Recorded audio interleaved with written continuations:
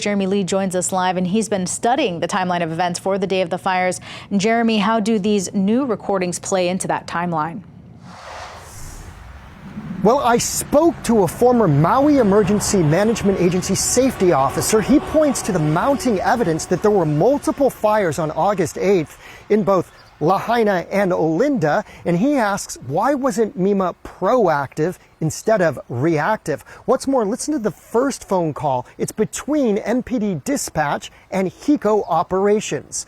Was there evidence of coordination, conversation, and action taking place on August 8th between the highest levels of MPD and MEMA?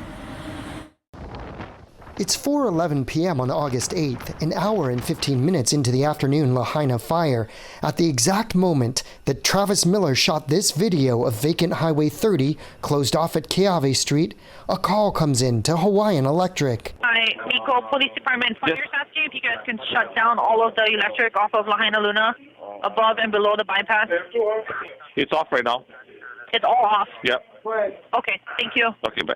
Hawaiian Electric told KITV4 the 4:11 p.m. call did not involve the utility's incident management team, that the company had just tweeted was in contact with MEMA. The recording is of police dispatch calling into HECO's operations center. MPD asked about the power lines on Lahaina Luna Road, not on Highway 30 north of Keawe, where MPD maintained this highway closure seen here at 2:55 p.m. to at least 5:24 p.m. seen here. A span of 2.5 hours. 20 minutes after the MPD call, at 4:30 p.m., Maui County says the EOC was fully activated. But by then, this parking garage on Baker Street is already on fire near Front Street. And by the time the fire got almost to Front Street, it was too late. Just too late.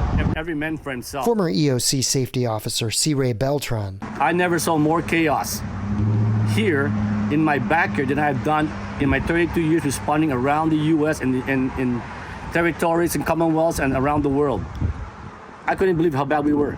After all, the emergency for Maui had started before midnight in upcountry.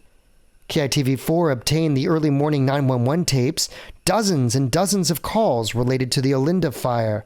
Then, at 3:23 a.m., the first call for Lahaina.